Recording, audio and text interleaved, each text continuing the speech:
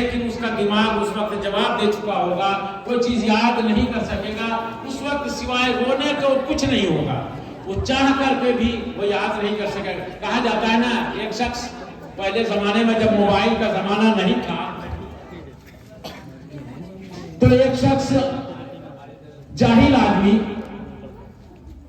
Suit boot लगाकर tie coat पहन के ससुराल जा रहा था। जाता है ना आजकल लड़का जब ससुराल जाता है तो बड़ा जीप जाट में बड़ी बढ़िया कपड़ा बहुत पहन के बन सवर के जाता है। ये भी बेचारा जा रहा था। एक मां मुख्तसर सा वाकया सुनाता हूँ, कुछ दिलचस्पी भी हो जाए।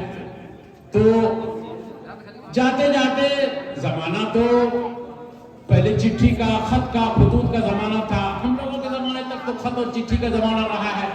तो बुढ़िया एक रास्ते में मिली, एक खत लेकर खड़ी थी।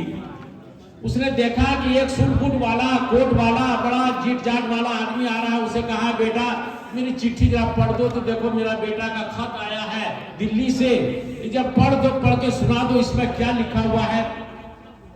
वो अपनी तो अब शर्म महसूस करने लगा, हम पढ़ना लिखना तो जानते कुछ नहीं है, लेकिन बुढ़िया बोल रही है कि पढ़ने के लिए। तो उन्होंने खत लिया, चिट्ठी लिया और उलट पुलट करके 2-4 बार ऐसे किया। पढ़ना तो कुछ जानता ही नहीं था, वो क्या पढ़ता। ज़ारो कतार वो रोने लगा, बहुत ही ज्यादा ज़ारो कतार जब रोने लगा तो उसको रोते हुए देखकर बुढ़िया भी रोने लगी कि या अल्लाह, मेरे बेटे को क्या हो गया, लगता है मेरा बेटा मर गया, कुछ मेरे बेटे का हादसा हो गया, कुछ किसी चीज का शिकार हो गया, कोई परेशानी आ गई। अब बुढ़िया रोने लगी। जब बुढ़िया रोने लगी तो घर में जो आसपास की औरतें थी वो सब भी रोने लगी। मातम छा गया, सब रोने लगा।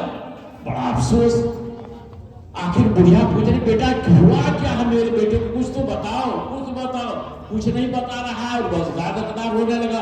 अभी इसी हालत में था कि एक आदमी उधर से गुजर रहा था। उसने पूछा, तुम लोग क्यों रो रहे हो, क्या बात है। उसने कहा, देखो ना बेटा, मेरा चिट्ठी एक मेरा बेटा भेजा है दिल्ली से और उसको पढ़ने के लिए बोले तो ये हमको कुछ सुनाया नहीं और सिर्फ ये रो रहा। पता नहीं मेरे बेटे को क्या हो गया, किसी ने मार दिया, बीमार हो गया, मर गया या कुछ हादसा हो गया, हमको समझ। बोला, कहाँ है चिट्ठी लाओ। वो पढ़ा लिखा आदमी था। उसने जो चिट्ठी पढ़ा तो उस चिट्ठी में उसके बेटे ने लिखा था अपनी माँ को कि माँ, मैं अपने इस फैक्ट्री में काम कर रहा हूँ, बहुत अच्छे से काम कर रहा हूँ।